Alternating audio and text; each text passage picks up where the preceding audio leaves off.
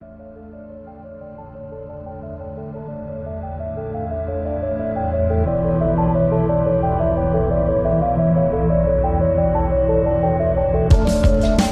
to episode 4 of the Apparent Horizon podcast.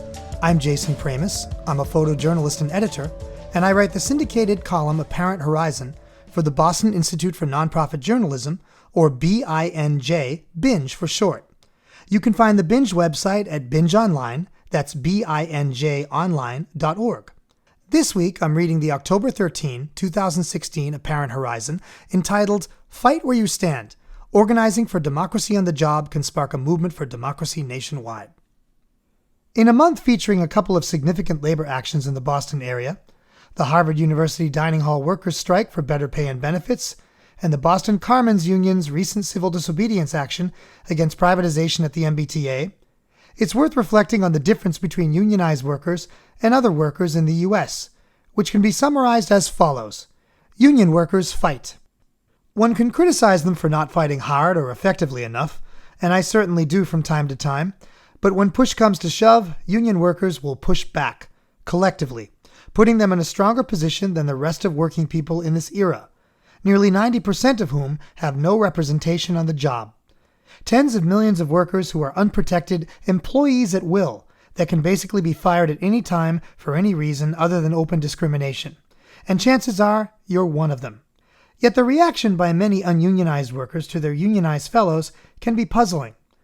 Egged on by conservative ideologues, the common refrain on social media and in barrooms from coast to coast is that union workers are greedy for wanting more than their bosses give them, even as billionaires control ever more vast sums year by year, and deploy that wealth to influence politics to make themselves richer by the day.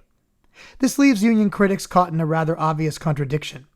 On the one hand, under capitalism, we're all supposed to applaud people who get rich for constantly demanding more, and still more for themselves alone. But when union workers demand more as a group, that's somehow bad, resulting in the spectacle of anti-union working people arguing that fellow working people in unions need to start acceding to less, advancing the ludicrous claim that there's not enough money and stuff to go around in our tremendously wealthy society for anyone but the rich. Conservative critics, some working people among them, actually think it's better for such union workers to disband their unions and be satisfied with whatever their bosses feel like giving them, or, as they typically put it, to accept what the market will bear, to join ununionized workers in the war of all against all, racing each other to the bottom of the economic pyramid until a new feudalism grips humanity, where the multitude, as Antonio Negri and Michael Hart put it, are dominated completely by the 1%, named so accurately by the Occupy movement. To prevent such a dystopia from ever coming to pass, it's time for ununionized and therefore unorganized workers to draw a proverbial line in the sand at every workplace in America, including right here in Boston. In place of the culture of fear that reigns at most every job, the fear of being fired for promulgating even the slightest appeal for justice, there must be a culture of democratic resistance. Workers must start organizing together wherever they are to demand more. More money, better benefits, better working conditions, and critically, more control over their workplaces. This organizing can involve joining traditional unions where possible, but that is not a necessary precondition to starting to fight back. It can begin as simply as holding meetings after work, discussing problems with the way things are going day to day, looking into how workers in similar situations have dealt with their problems on the job, and deciding how to fight for redress.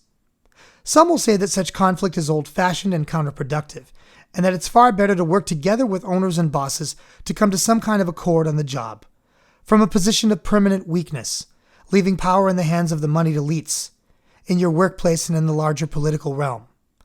I would counter by quoting the preamble to the Constitution of the storied Democratic Union of the turn of the 20th century, the Industrial Workers of the World, IWW. Quote, "The working class and the employing class have nothing in common. There can be no peace so long as hunger and want are found among millions of the working people, and the few who make up the employing class have all the good things of life." As the horrendous presidential race approaches its climax, it's important to keep this in mind. If you're wondering why both major party candidates are terrible, and why neither of them are standing up for the interests of working people, for your interests, the old language of radical democracy, plainly expressed by the IWW preamble, provides the beginnings of an answer. The rest of that answer, at your job and in the world that surrounds it, is up to you and all of us in the multitude. Apparent Horizon is syndicated by the Boston Institute for Nonprofit Journalism. Jason Pramas is BINJ's network director. Copyright 2016 Jason Pramas. Licensed for use by the Boston Institute for Nonprofit Journalism and media outlets in its network.